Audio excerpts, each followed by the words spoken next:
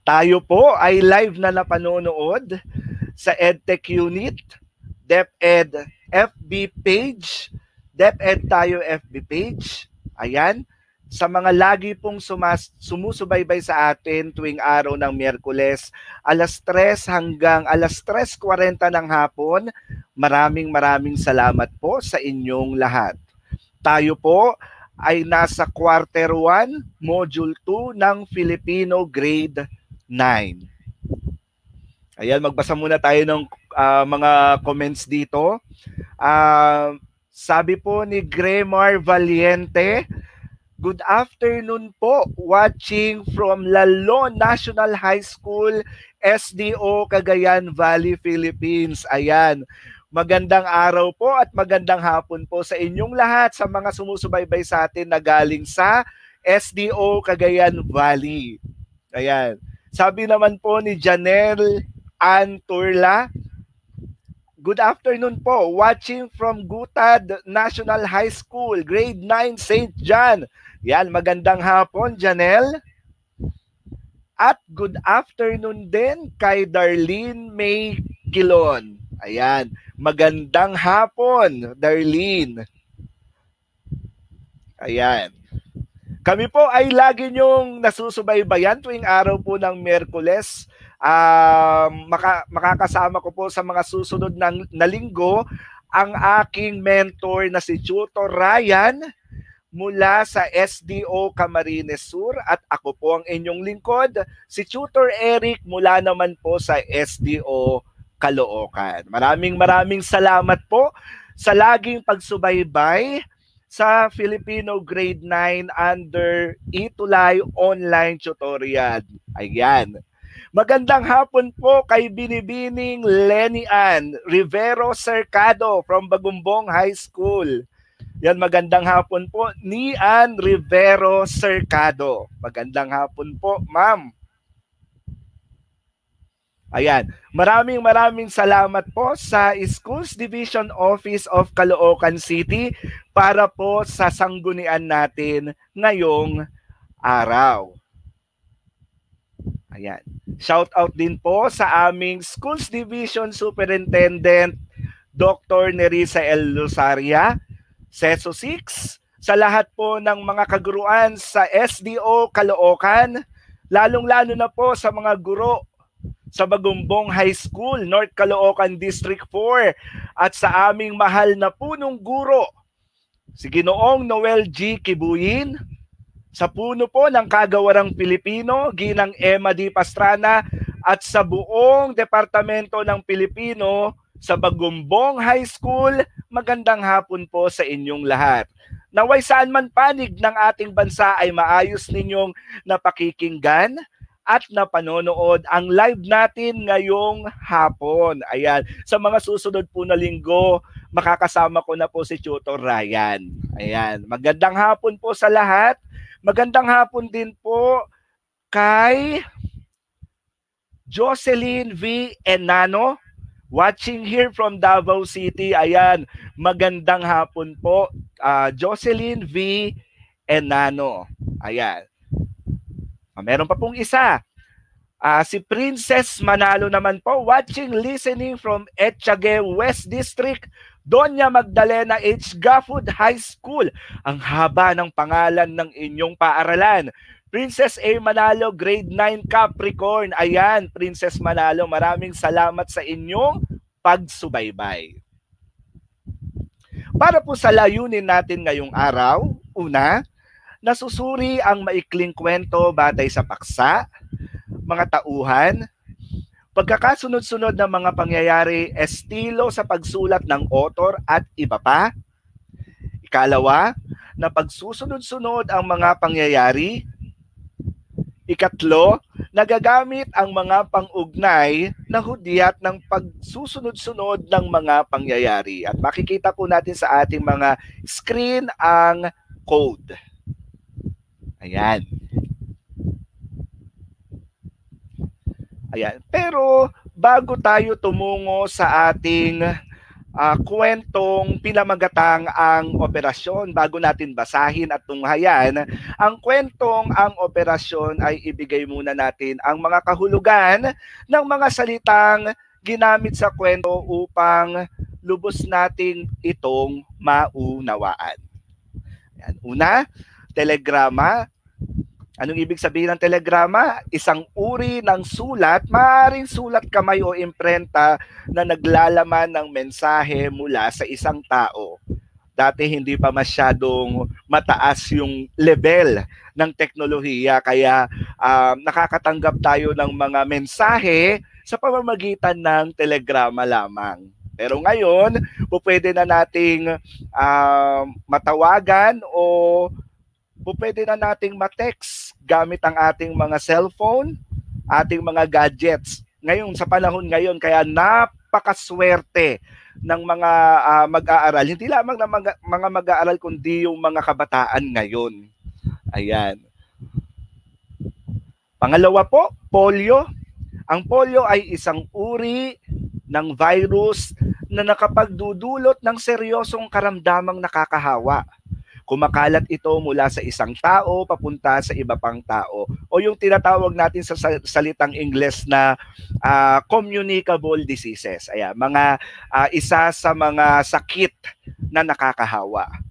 Ikatlo, pagkahabag. Ang ibig sabihin ay pagkaawa. At ang pang-apat ay pangitain, kakayahang makita ang mga nangyayari sa hinaharap. Ito lamang ay mga salita na gagamitin mamaya sa kwentong pinamagatang ang operasyon. Ayan. Para sa panimulang pagsubok, tignan natin, magbalik tanaw tayo o magbalik aral tayo sa mga leksyon o mga aralin na pinag-aralan natin noong nakaraang linggo sa pamamagitan ng Kahoot. Ayan, isi-share ko lang yung screen ko dito.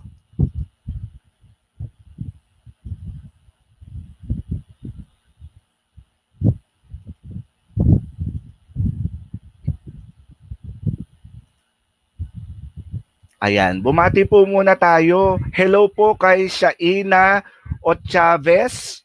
Good afternoon po, watching from Gutad National High School, Grade 9, St. Mark. Ayan.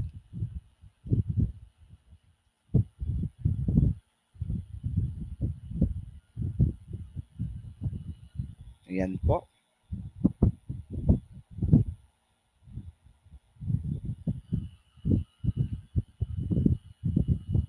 Ayan.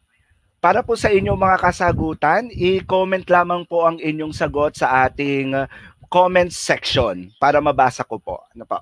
Sige, start na natin.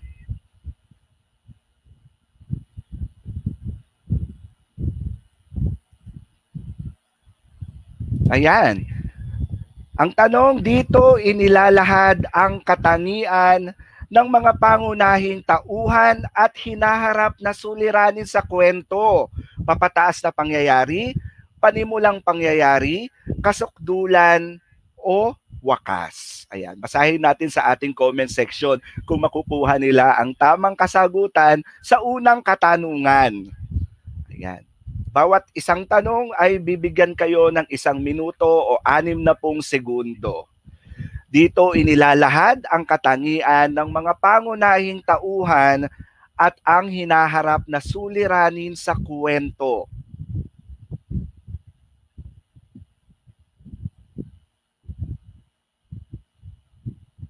Ayan, tignan natin kung maraming makakakuha ng tamang sagot.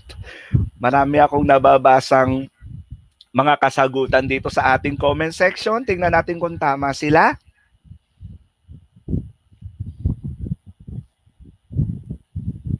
Ayun, tignan natin. Ang tamang sagot ay panimulang pangyayari. Ayan.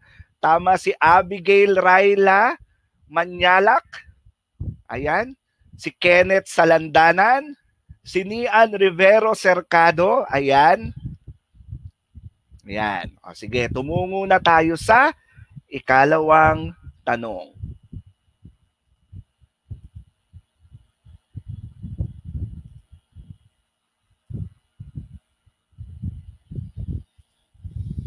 Dito makikita ang pagbabalik tanaw at pagpapakita kung paano humantong ang sitwasyon ng kwento sa ganitong punto.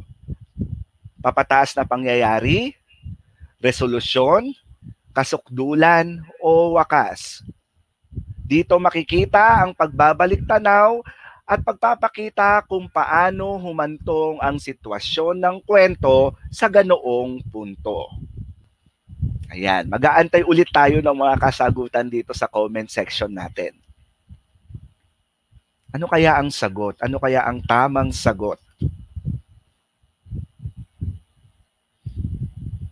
Ayan, mamaya babasahin ko yung mga sagot ninyo. Tingnan natin kung tama yung mga sagot ninyo. Ayan. Sabi ni Abigail Raila Manyalak, papataas na pangyayari. Ayan. Ayan, meron lamang 2 segundo. Kasukdulan, sabi ni Jamaica Shane Manabat. Ang tamang sagot sa ikalawang katanungan ay papataas na pangyayari. Dito natin makikita ang pagbabalik tanaw at pagpapakita kung papaano humantong ang sitwasyon ng kwento sa ganoong punto. Dumako na tayo sa sunod na tanong. Ito ang pinakadahilan, pinanggalingan ng lahat ng mga pagkilos ng mga tauhan at pangyayari. Banghay, tagpuan, problema o wakas. Dito tayo sa ikatlong katanungan na ito ang pinakadahilan o pinanggalingan ng lahat ng mga pagkilos ng mga tauhan at pangyayari. Ayan, abangan natin yung sagot, yung tamang sagot. Ayan, sabi ni Roy De Jesus, problema. Sabi ni Kenneth Salandanan, problema. Sabi ni Nian Rivero Cercado, ayan, problema po. Tingnan natin kung tama yung mga sagot ninyo. Sabi ni Gio J. Walat, problema. Tama kaya yung mga sagot nito? Tingnan natin. Tamang sagot ay problema. Magaling. Ang gagaling naman itong mga estudyanteng nanonood sa atin ngayon. Talagang sabik na sabik mag-aral at sabik na sabik matuto ngayong araw.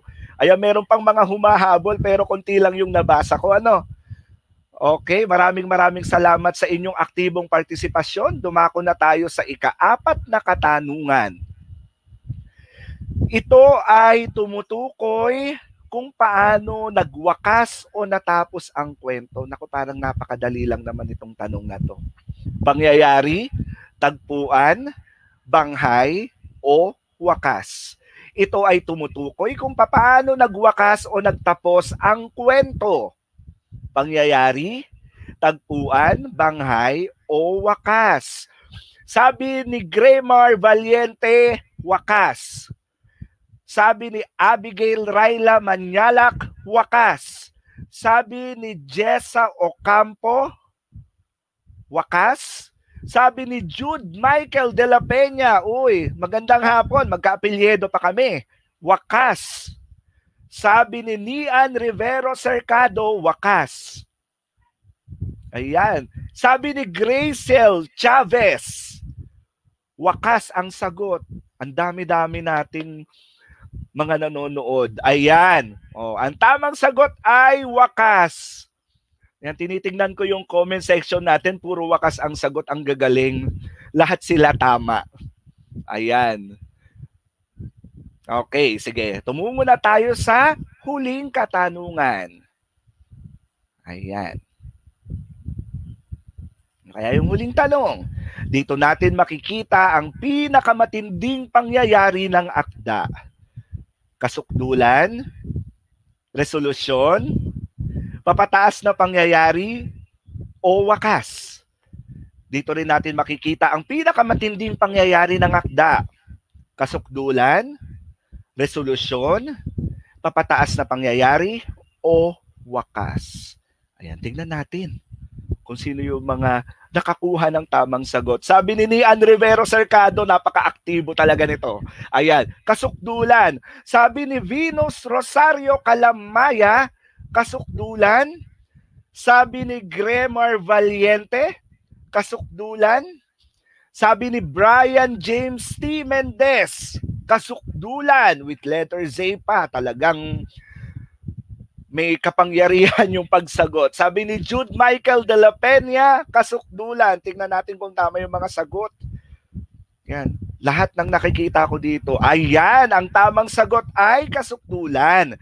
Kasukdulan, dito natin makikita ang pinakamatinding pangyayari ng akda. Ito rin ang tinaguriang pinakakapanapanabik na bahagi ng kwento. Ayan, maraming salamat sa inyong aktibong partisipasyon. Talagang makikita natin kung gaano kayo kasabik sa ating aralin. Ayan, stop po muna yung screen. Ayan, bati po muna tayo. Magandang hapon po kay Sandrine Yumul Vasquez, watching from Sampaga High School, grade 9 Makatao. Ayan, magandang hapon po sa'yo, Sandrine. Do may mga sumasagot pa? Ayan. So ngayon, basahin natin at unawaing mabuti ang maikling kwento na nagmula sa Thailand. Nung nakaraan, yung binasa natin ay galing sa Indonesia. Dahil ang pinag-aaralan natin ngayong Filipino na ikasyam na baitang ay panitikang Asyano. Kaya ngayon, pag-aaralan naman natin, babasahin naman natin, uunawain natin mabuti yung maikling kwento na nagmula sa Thailand. O sino na sa inyo ang nakarating sa bansang Thailand? Meron ba dito sa mga nanonood? Sino bang nakarating sa inyo ng Thailand? Ayan, tingnan nga natin dito sa ating comment section kung sino nang nakarating sa Thailand.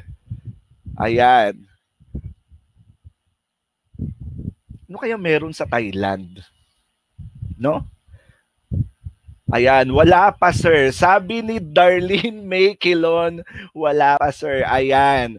O, tingnan natin, ano nga ba, saan nga ba matatagpuan yung Thailand? Ayan. Yung kaharian ng Thailand ay isa ring bansa na matatagpuan sa Timog Silangang Asya tulad ng Pilipinas. Ayan, tandaan nyo yun ha. Ang Thailand ay isa ring bansa na matatagpuan sa Timog Silangang Asya tulad ng bansang Pilipinas. Nakilala ang Thailand bilang Siam na naging opisyal na pangalan hanggang ika-11 ng Mayo 1949. Nangangahulugang kalayaan sa wikang Thai. Pangalan din ito ng mga grupong etnikong Thai na nagdudulot sa ilang nakatira dito. Partikular ang mga kalakihang minoryang Chino na patuloy na tawagin ang bansa bilang Siam. O, sa salitang Ingles sinatawag ang Thailand na Land of Free o lupain ng mga malalaya. Ayun, yun ang Thailand. Ang kwento natin ay galing sa Thailand. Ang kwento natin ngayong araw ay galing sa Thailand. Ito ay pinamagatang ang operasyon na isinulat ni Pensri Kiensuri. Kaya makinig kayo mabuti. Kilalanin muna natin kung sino yung mga tauhan na makikita natin sa kwentong ang operasyon. Ayan. Una, si Danu. Siya ay 8 taong gulang na may sakit na polio. Siya ay namamalagi sa Bangkok Rehabilitation Center. Ikalawa, si Daruni, ate ni Danu, namamalagi rin sa Bangkok Rehabilitation Center. Ikatlo, si Pitak, ang kaibigan ni Danu. Ikaapat, si Sripay, ang ina ni Danu. Ikalima, si Kamjorn, ang ama ni Danu. At ang huli ay si Miss Ubol, ang superintendent ng Rehabilitation Center o Bangkok Rehabilitation Center. Yan. Tumungo na tayo sa kwento. Makinig kayo mabuti. Si Danu Tangrong Sakdi ay isang 8 taong gulang na biktima ng polio, may lantang mga kamay at depormadong mga paa. Masaya niyang ibinalita sa kanyang kaibigan na may 10 taong gulang na siya ay ooperahan na sa Lunes. Ngunit nakaramdam siya ng takot. Sanay na siyang gumapang sa lapag gamit ang kanyang mga kamay. Ipinangako ng kanyang kapatid na si Daruni na tetelegramahan niya ang kanyang inay. Nang matanggap ng kanyang ina ang telegrama, nagpaalam siya sa kanyang asawa. Ginawang dahilan ni Kamjorn ang asawang lalaki kay Sripay na higit na kailangan siya ng kanilang mahal na anak, ganoon din ang pagbabantay sa tindahan. Nagkaroon sila ng pagtatalo. Sinabi ni Sripay na alam niya ang dahilan kung bakit gusto ni Kamjorn na pumunta sa Bangkok at iyon ay ang kasiyahang matatamasa sa syudad, hindi ang pagbabantay sa kanyang anak na lumpo. Humaba pa ang kanilang pagtatalo. Iginiit pa ni Sripay na higit na maibibigay niya ang pagmamahal at pagsuyo bago dalhin sa operating room si Danu. Matapos ang mahabang pagtatalo kung sino ang pupunta sa Bangkok Rehabilitation Center for Crippled Children, si Kamjorn ang nasunod. Kinabukasan ng tanghali, nang dumating siya, hindi siya tumuloy sa rehabilitation center. Sa halip ay sa matalik niyang kaibigan, si Aneg. Nabahala si Daruni kaya tumawag ito sa center at nalaman niyang wala pa ang ina. Nag-iiyak si Danu at sinabing hindi siya magpapa-opera kung wala ang ina. Hindi siya kayang payapain ni Miss Ubol. Alam ni Daruni na walang tren mula sa Lampang na nakatakdang dumating sa Bangkok sa araw na yon. Hindi darating ang susunod na express train, kundi sa Lunes pa ng tanghali at ang operasyon ay nakatakda sa 9 ng umaga sa araw ding iyon. Hindi na posibleng makarating sa takdang oras ang ina. Isang serye ng operasyon ang pagdadaanan ni Danu bago niya mapakinabangan ang paa. Kapag pinalagpas niya ang pagkakataong maoperahan, maghihintay na naman siya ng maraming buwan. Tumawag siya ng long distance sa ina. Nag-alala si Sripay. Maraming masasamang pangitain ang pumapasok sa kanyang isip. Nagdesisyon siyang puntahan si Danu sa rehabilitation center. Samantala, naggulat naman si Daruni nang bisitahin siya ng kanyang ama sapagkat hindi man lamang ito tumawag sa kanya. Nakita rin ni Kamjorn si Danu. Masaya naman ito nang makita ang ama. Matagal na hinawakan ni Danu ang kamay ng ama bago siya isakay sa isang stretcher. Nabatid ni Kamjorn na may aksidenteng naganap sa tren at kinabahan siya. Tinanong niya kung may namatay at nalaman niyang 23 ang nakilala na. Dali-dali niyang kinuha ang dyaryo. Nawalan siya ng malay at nang magkaroon ng ulirat, nag-iiyak at nagtangkang magpakamatay. Laking pagkahabag ang nadama ni Miss Ubol kay Danu nang makita si Kamjorn na magusot na kaayusan. Kumalat ang balitang nabaliw ito at ang ina naman ay namatay sa aksidente sa tren. Yan. Alam kong narinig nyo at naunawaan nyo at nanamnam nyo yung kwentong pinamagatang ang operasyon na galing sa bansang Thailand. Ngayon, subukan nating sagutin yung mga gabay na tanong para talagang malaman ko kung naintindihan nyo yung kwento. Ayan. Bibigyan ko kayo, bawat tanong, bibigyan ko kayo ng 1 minuto o 60 segundo para sagutin yung mga tanong.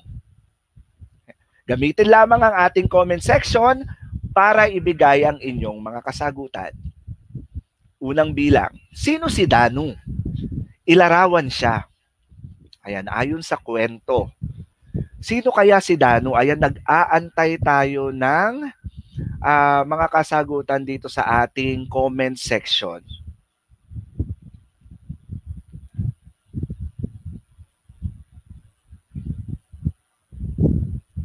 Ayan, tingnan nga natin, abangan natin. Total, 6 na pong segundo naman yung ibinigay natin o 1 minuto. Kaya siguradong may mga sasagot sa katanungan. Ayan, marami na. Okay, sabi ni Brian James T. Mendez, ayan, 8 anyos o na may sakit na polio. Sabi naman ni Darlene May Quilon, ayan, 1 batang may sakit na polio. Sabi naman ni Nian Rivero Cercado, si Danu ay 1 batang 8 taong gulang na biktima po ng polio. Ayan, tingnan natin kung tama ang inyong mga sagot. Ayan, si Danu Tangrok Sakdi ay 1 batang may polio, 1 batang 8 taong gulang na biktima ng polio. May langtang mga kamay at depormado ang mga paa. Ayan. Maraming salamat sa aktibong partisipasyon doon sa mga nanonood sa atin ngayong araw. Lalong-lalo na yung mga mag-aaral sa ika-9 na baitang. Sa kahit saang panig kayo ng Pilipinas, maraming salamat po sa inyo. Ayan. Kalawang tanong. Ano ang gagawin kay Danu? O, base doon sa kwentong ating napakinggan. Ano kaya yung gagawin kay Danu? O, sabi ninyo dun sa unang katanungan, sagot ninyo meron siyang polio. Ngayon naman, ikalawang katanungan, ano naman ang gagawin kay Danu? Ano kaya ang gagawin kay Danu? Sige, mag-antay pa rin tayo ng mga sagot dito sa ating comment section. Ayan, sabi ni Jamaica Shane Manabat, ooperahan. Sabi naman ni Nian Rivero Cercado, siya po ay ooperahan. Ayan. Sabi ni Jude Michael de la Peña, ooperahan. Sabi ni Darlene May Quilon, yan, ooperahan po sir. Ayan. Tingnan natin kung tama ang inyong mga kasagutan.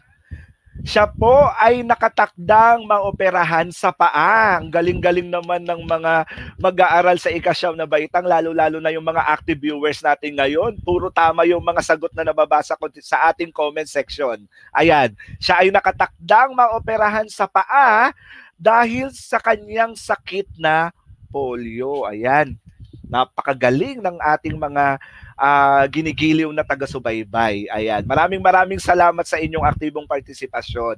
Katlong katanungan, bakit hindi ang kanyang ina ang nagtuloy sa Bangkok upang magbantay kay Danu sa ospital? Bakit hindi kaya ang kanyang ina ang nagtuloy sa Bangkok upang magbantay kay Danu sa ospital? Ano kaya dahilan? Ayan, antayin ulit natin yung mga kasagutan ng ating mga aktibong mag-aaral.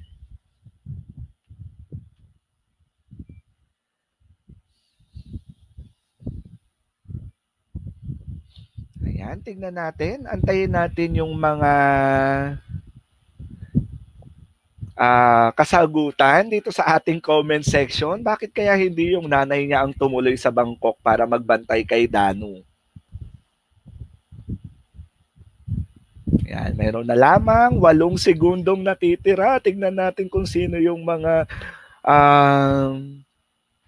may sagot dito sa ating comment section. Ayan. O, tingnan natin kung tamang inyong mga kasagutan.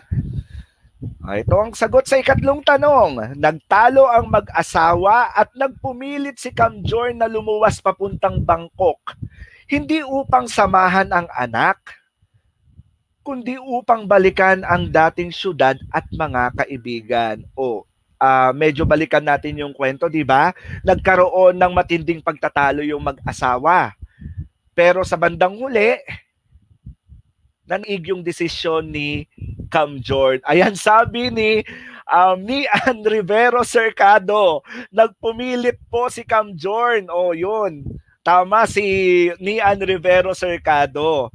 Kasi nagkaroon sila ng matinding pagtatalo pero ang nasunod sa huli, si Cam Jorn pa rin yung ama. Pero hindi. Yung dahilan ni Cam Jorn ay hindi upang bantayan ang kanilang anak, kundi para balikan ang dating syudad at kanyang mga kaibigan. Kaapat na bilang, paano tinanggap ng kanyang ama ang nangyari sa ina bunga ng aksidente sa tren? Paano tinanggap ng kanyang ama ang nangyari sa ina bunga ng aksidente sa tren? Paano kaya tinanggap ng kanyang ama ang nangyari sa ina bunga ng aksidente sa tren?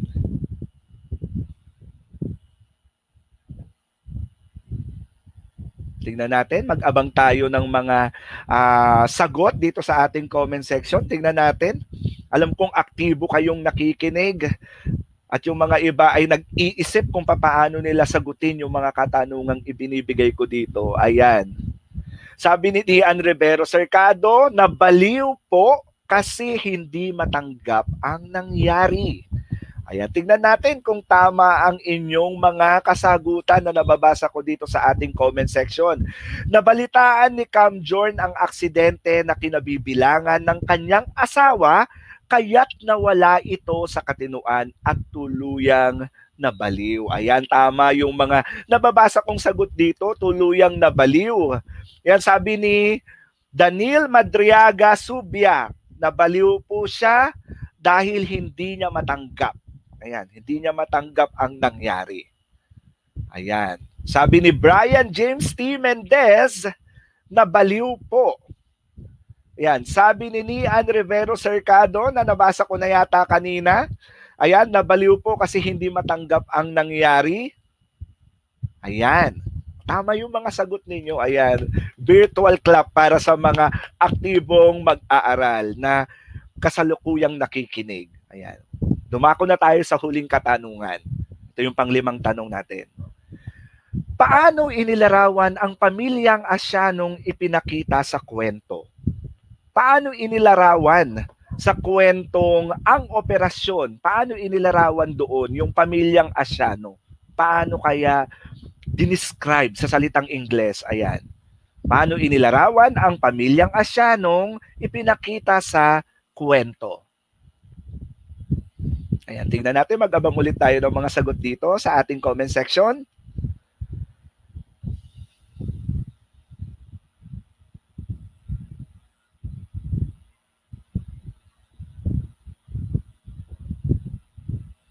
Ayan, nalaman tayo natitirang 15 segundo para mag-abang ng mga sagot dito sa ating comment section. Tingnan natin, alam kong maraming aktibong nakikinig ngayong oras na ito. Ayan.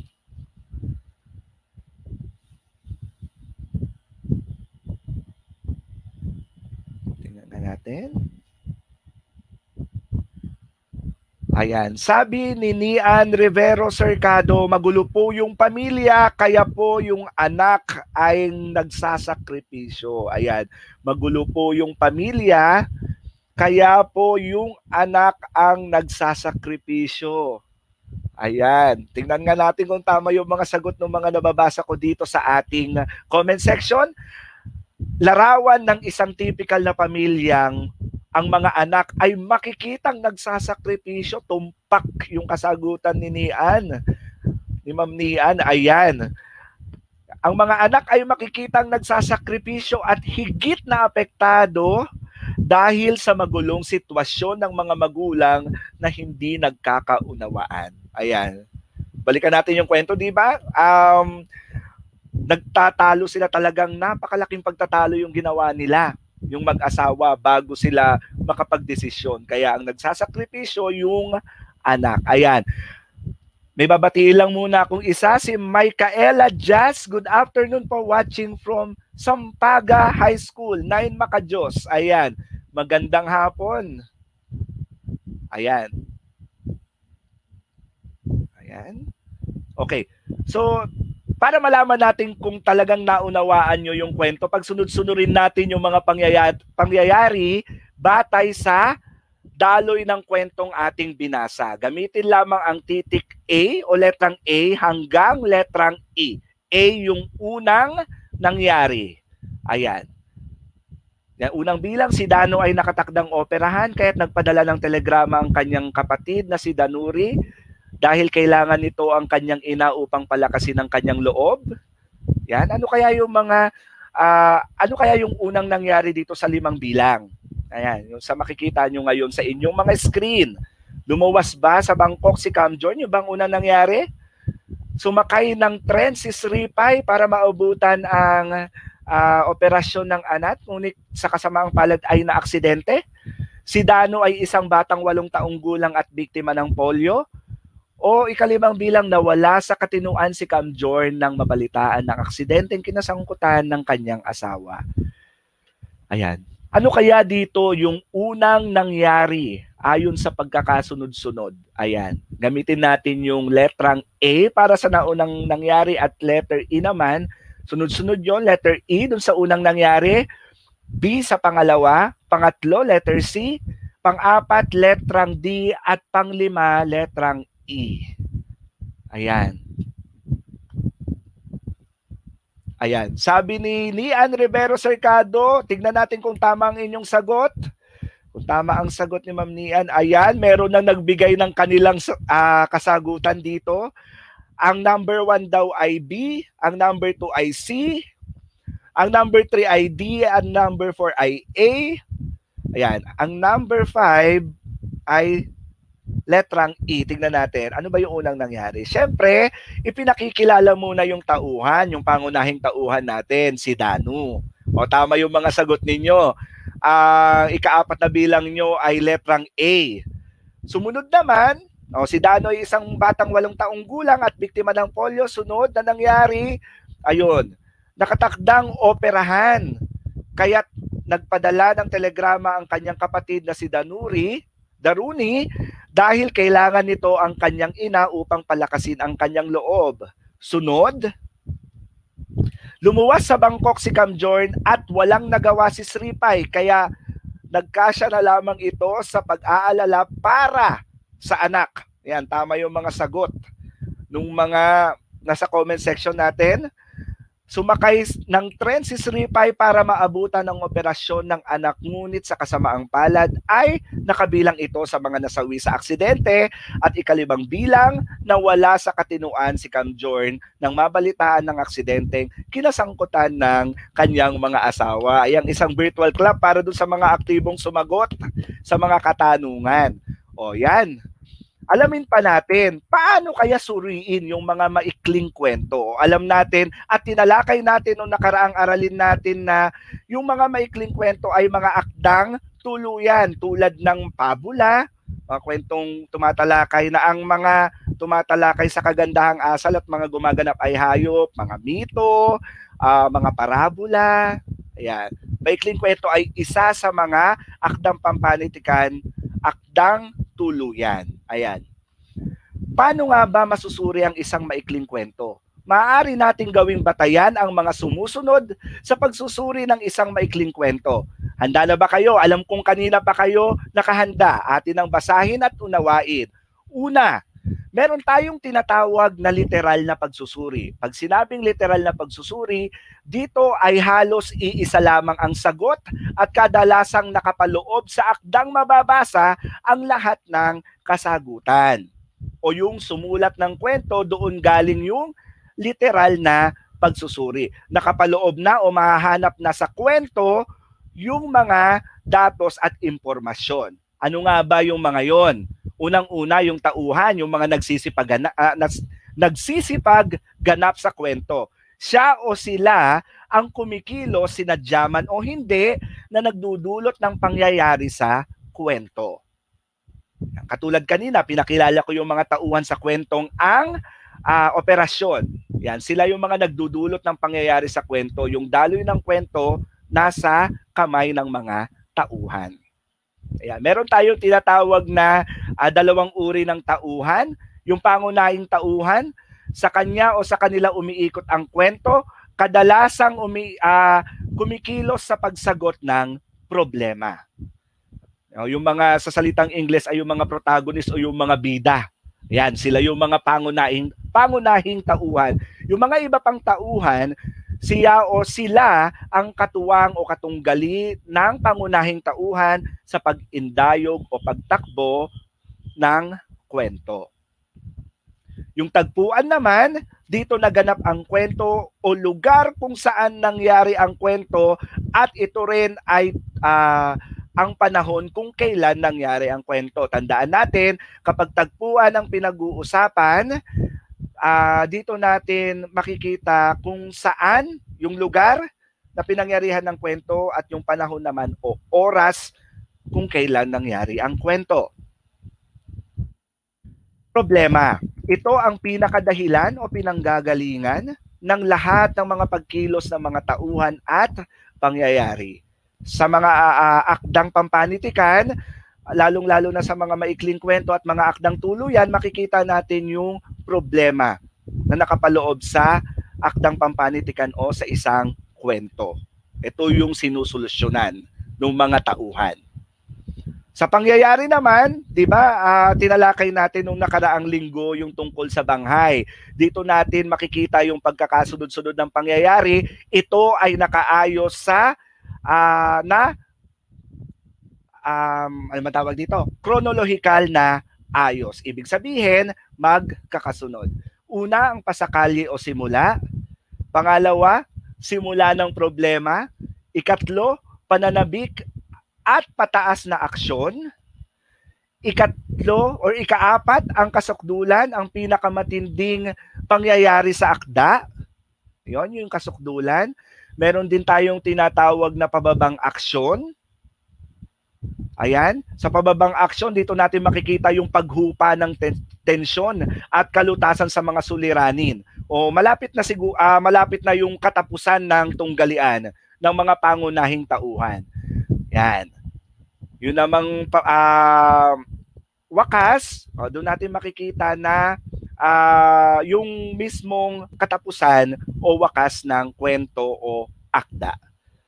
Yan. Pag sinabi namang malalim na pagsusuri, hindi lamang yung kaisipan ng may akda, kundi pinagsamang talino ng may akda at ng nagbabasa. Yan. Ang malalim na pagsusuri dito, ayan. Ang ikalawa, ang malalim na pagsusuri dito ay maaaring higit sa isa ang tamang sagot bagamat may maituturing pa ring mali. Ang mga paliwanag o patunay sa sagot ay nagmula pa rin sa akda. Pero mas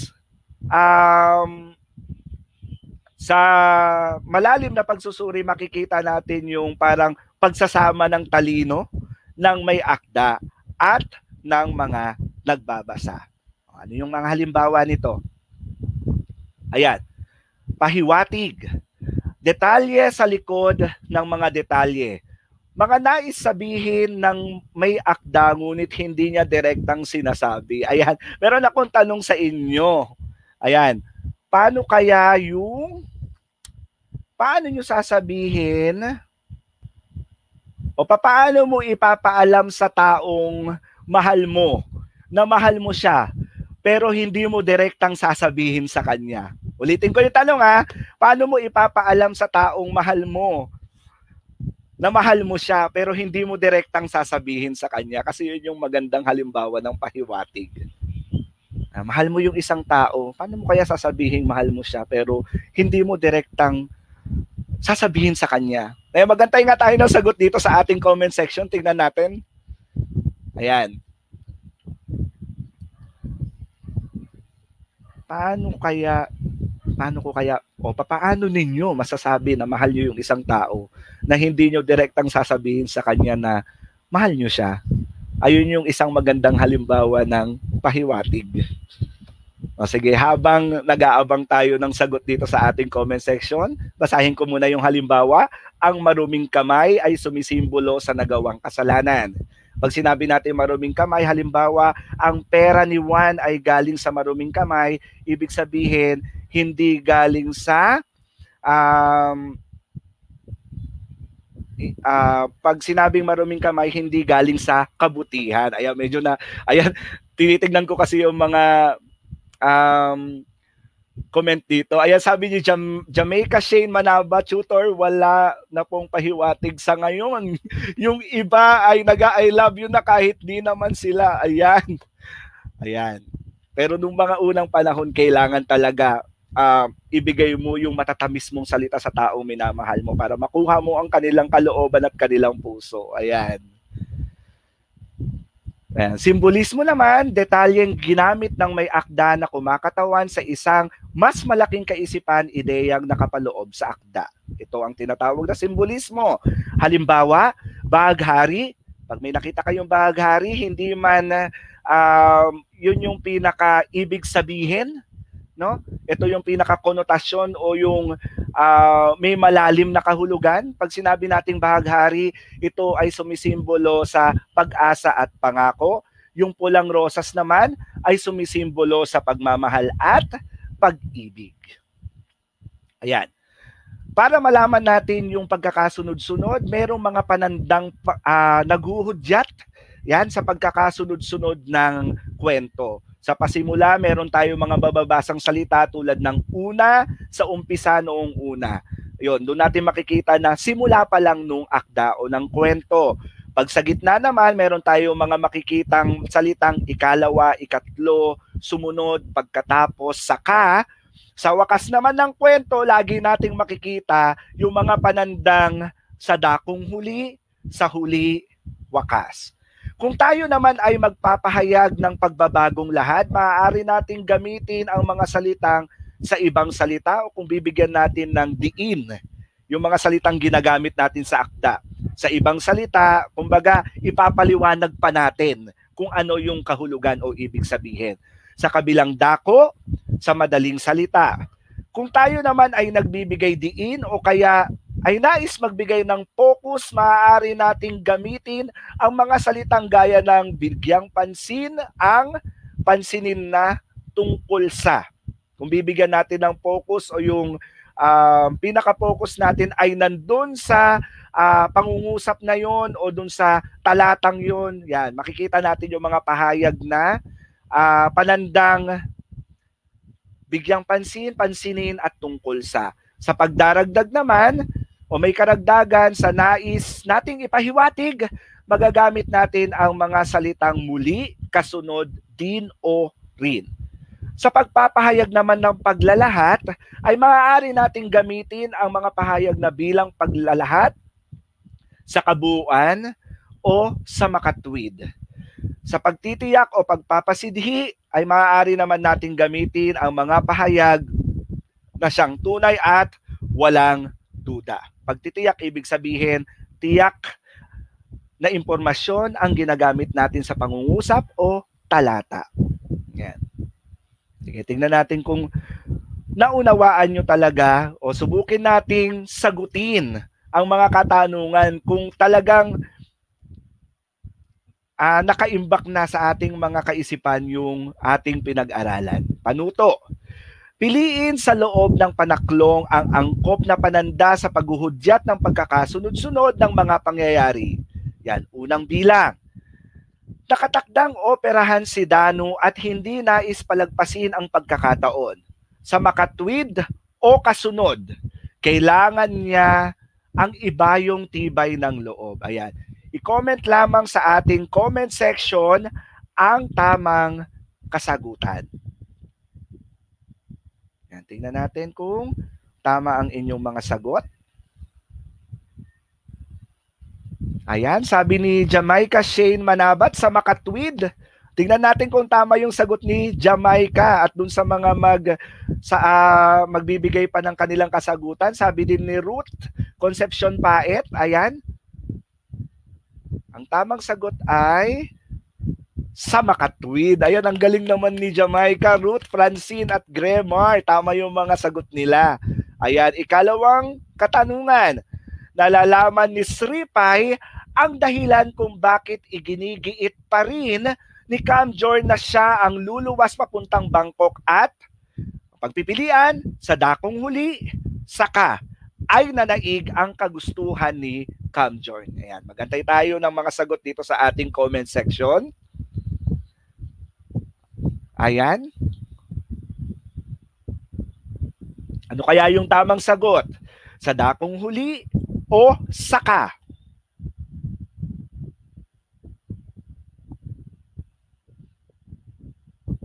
Ayan, sabi ni Jamaica Shane Magat, sa dakong huli. Ayan. Si Jelay Pascual, sa dakong huli. Si Nian Rivero Cercado, sa dakong huli. Tignan natin kung tamang inyong mga sagot. Ayan, virtual clap para sa mga nagbibigay ng kanilang mga kasagutan sa ating comment section. Ang tamang sagot ay sa dakong huli. Magaling ang mga mag-aaral ng ika-9 na baitang. Ayan. Hindi tumuloy sa rehabilitation center si Camjorn. Ang pagpipilian, sa madaling salita, muli ay kanyang binalikan at agad na binisita ang kanyang matalik na kaibigan. Ang pagpipilian, sa madaling salita o muli. Tingnan natin kung... Ayan, bumati muna tayo. Watching, si Frenalyn Galang watching and listening from Doña Magdalena H. Gapuday School, grade 9 Scorpio. Ayan, magandang hapon Frenalyn. Ayan, sabi ni Jamaica Shane, muli. Sabi ni Darlene, muli. Ayan, dumarami yung mga sagot na nababasa ko dito. Ang tamang sagot ay sa madaling salita ay kanyang binalikan at agad na binisita ang kanyang matalik na kaibigan. Ayan. Okay lang. Sige, tuloy tayo. Dapat kahit magkamali tayo, tuloy lang dahil yun ang pagkatuto. Pang-apat na bilang, maraming masasamang pangitain ang pumasok sa isip ni Sripay. Una, sa kabuuan, siya ay nagpasyang sundan ang asawa at puntahan ang anak. Kaya yung tamang sagot sa ating ika-4 na tanong. Yan. Una o sa kabuuan?